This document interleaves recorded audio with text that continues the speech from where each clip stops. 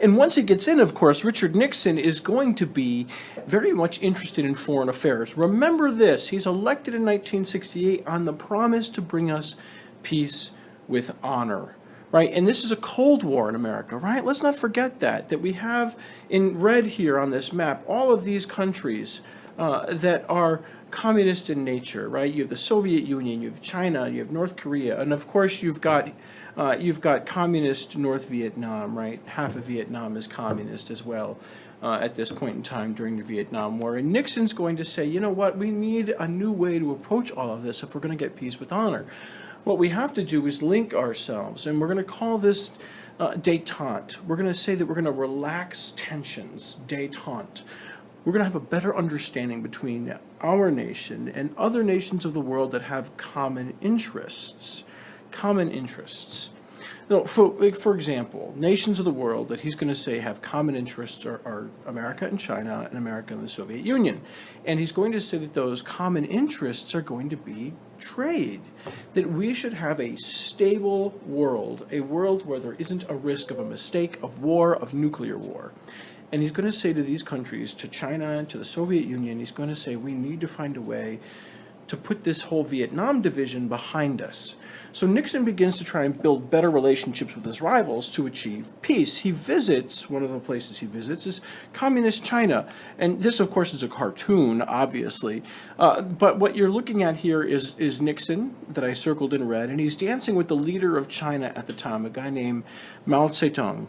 And the idea here is that if he can convince China to be our friend, then he can convince the Soviet Union too. Think about it like this, right? The Soviet Union has been our enemy for the entire Cold War. And if you go up to your enemy and you say, hey, enemy, let's just be friends, they're not likely to believe you, especially if you've gotten into fights or spats before. So how can you convince your enemy that you really do want to be friends? Well, maybe you look at someone else who's also an enemy, but maybe not as big of one, like China. And if you can become friends with that enemy who's not quite as big as the real big bad guy, then you can convince them that you're being serious.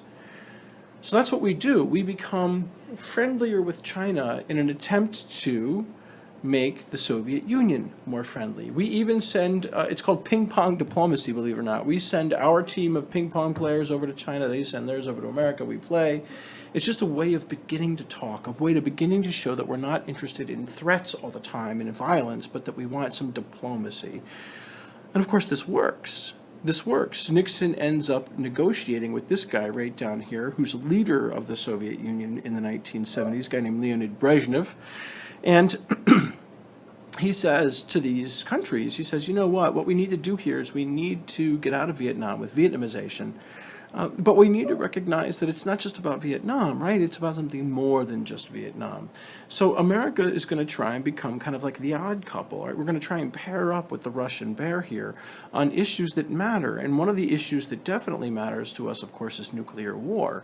So Nixon is going to come to an agreement with Brezhnev, and he's going to say that it's called SALT, Strategic Arms Limitation Treaty. We're going to exchange scientific information, we're going to increase our trade, and we're going to freeze the number of nuclear weapons that we have on the planet to prevent us from getting into a greater nuclear catastrophe down the road. And this is successful. And what you should notice about this is that, again, it's all this issue of moderation, right?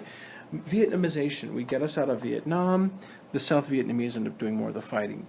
China, we become friendlier with China in an effort to get out of Vietnam, but also in an effort to show the Soviet Union that we're serious about being friendly. And SALT 1, the Strategic Arms and Limitation Treaty, this idea that we can have a more moderate relationship with the Soviets and that it doesn't all have to be full of pressure and tension and fear like it usually is in the Red Scare and in the Cold War.